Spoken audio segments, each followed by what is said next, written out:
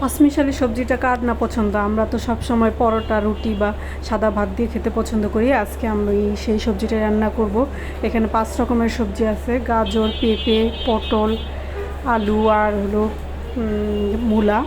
এইসব সবজিগুলোকে আমি ছোট ছোট কিউব আকারে কেটেছি। কেটে সুন্দর করে ধুয়ে এবার চুলার মধ্যে একটা হাঁড়ি দিয়ে তার মধ্যে আমি একটু পানি দিয়ে সবজিগুলো আমি সিদ্ধ করতে দিয়ে দিলাম। তো সবজিগুলো ভালো করে সিদ্ধ হতে হবে আর একই সাইজের সবগুলো সবজি হতে হবে। তারপরে এর ভিতরে আমি তেজপাতা, একটা দারচিনি আর একটা এলাচ দিয়ে দিয়েছি। ছোট অল্প মশলা, বেশি মশলা না, একটু আদা রসুন আর একটু কালার হওয়ার জন্য হলুদের গুঁড়া দিব। বেশি কালার করা যাবে না, এই সবজিটা একটু সাদা সাদাই ভালো লাগে। আর আমরা এই পরোটার সাথে এই সবজিটা খেতে খুবই মজা লাগে। একটু ধনিয়ার গুঁড়া দিয়ে দিলাম। তারপরে আমি সিদ্ধ হতে দিয়ে দিচ্ছি। আস্ত কাঁচামরিচ দিয়েছি, কোনো গুঁড়া মরিচ দিব না আমি। গুঁড়া মরিচটা আমি বাগারে দিব। ভালো করে সিদ্ধ হয়ে যাওয়ার পরে আমি বাগারটা রেডি করতেছি। বাগারটাই হলো মেন এই সবজি তরকারির টেস্টের ক্ষেত্রে সবচেয়ে মজা হলো বাগার যদি ভালো না হয় তো এটা স্বাদটাই নষ্ট হয়ে যায়। বাগারের মধ্যে আমি ভালো করে বেশি করে একটু পেঁয়াজ কুচি দিয়েছি আর রসুনগুলো থেতলে দিয়েছি। রসুনগুলো থেতলে দিলে কি ভালো লাগে, কুচি চেয়ে আমি একটু থেতলে দিই, বেশি করে দিয়েছি একটু রসুন পেঁয়াজ দিয়ে ভালো করে বাগার দিয়ে আমি এটা রেডি করব। যখন এই পেঁয়াজ আর রসুনটা একটু লালচে কালার হয়ে যাবে আমি এর ভিতরে আস্ত জিরা দিব। জিরা ফাঁকিটা দিয়ে আমি আস্ত জিরাটা যখন দাঁতের নিচে পড়ে খাইতে খুবই ভালো লাগে, তাই আমি একটু আস্ত জিরা দিব এটার ভিতরে।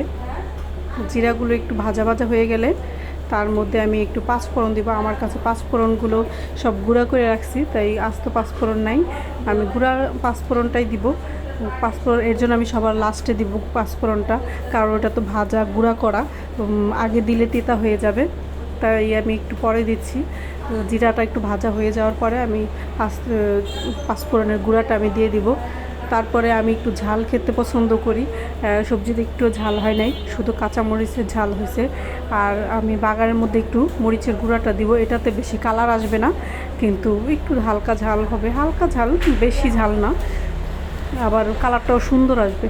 হলুদের কালার আসবে না, কিন্তু এটার কালারটাও সুন্দর আসে। আবার একটু ঝাল ঝাল, আমার একটু ঝাল পছন্দ যাদের তারা একটু দিয়ে দিতে পারেন। আমি একটু এইভাবে দিয়ে দিচ্ছি, তার মধ্যে সেদ্ধ করে রাখা সবজিগুলো দিয়ে দিলাম। বাস, এই তো হয়ে গেল। একবার হলেও বানায় খাইয়ে দেখবেন এভাবে। এটার সাথে পরোটার সাথে খাইতে খুবই মজা লাগে। পরোটা, রুটি, সাদা ভাত দিয়ে যে কোনো কিছু দিয়ে খাইতে পছন্দ আমার। আপনারাও খাইয়ে দেখবেন যে খুবই ভালো লাগে। এই সবজিটা একদম হোটেলের মতো করে, এভাবেই রান্না করে আমি দেখছি, তো বিভিন্ন রেসিপি থেকে নিয়েছি আমি। খুব সুন্দর হয়েছে, আমার এটা খাইতেও অনেক টেস্ট হয়েছে, অনেক ভালো লাগছে আমার। সবাইকে ধন্যবাদ আমার ভিডিওটা শেষ পর্যন্ত দেখার জন্য। সবাই একটা লাইক কমেন্ট করে যাবেন। ধন্যবাদ সবাইকে। আসসালামু আলাইকুম আবারও জানাচ্ছি। শুভকামনা সবার জন্য, দোয়া রইল। এই তো আমার সবজি হয়ে গেছে।